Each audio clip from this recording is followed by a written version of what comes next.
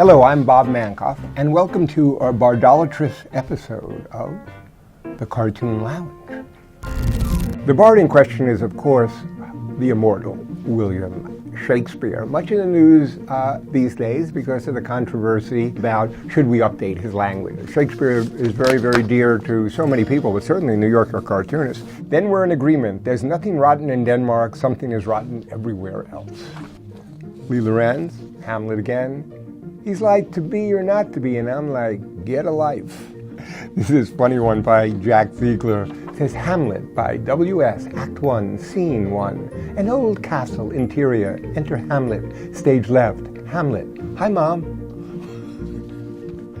And then I did this cartoon a number of years ago, Hamlet's Duplex. To be or not to be? That is the question. This is his most famous speech. I love it partly because I don't really understand it. It makes me think of things that I wouldn't otherwise think of. Let me give you an example.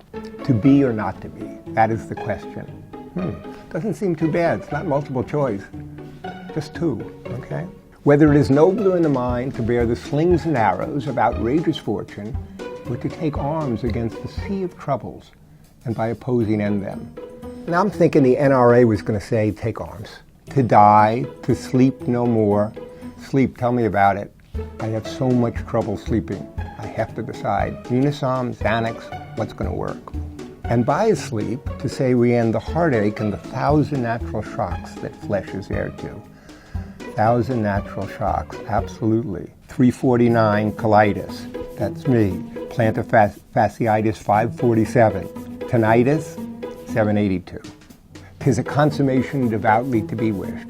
To die, to sleep perchance to dream. There's the rub.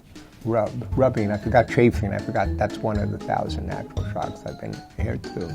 For in that sleep of death, what dreams may come when we have shuffled off this mortal coil must give us pause.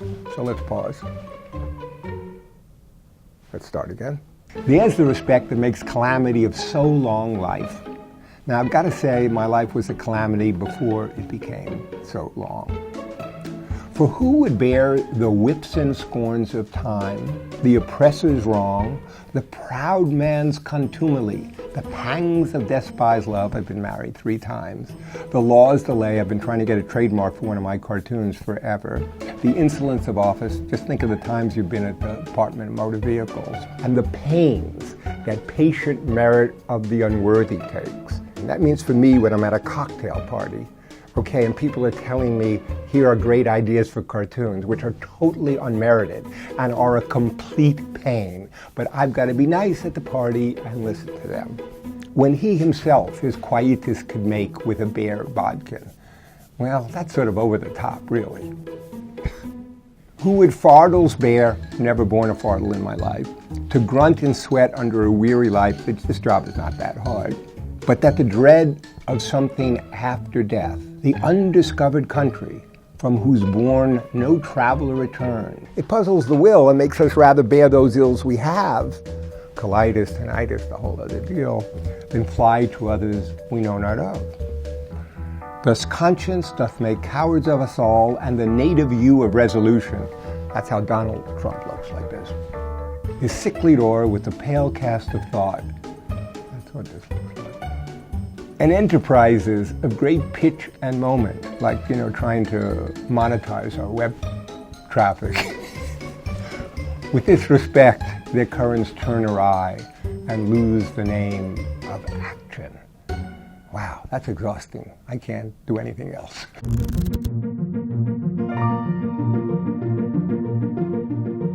Today's Ask Bob question is from Anthony Z. That's a great name. You've got the initial A and Z, you've got the whole gamut. Is it better to submit cartoons to the New Yorker way back when I was young or now when I am old? Well, I see, Anthony, that you are a professor of physics, the Institute of Theoretical Physics, the University of California, Santa Barbara. So I will ask you a question which will answer your question. Is it better to become a theoretical physicist when you're young or old? Now you know the answer.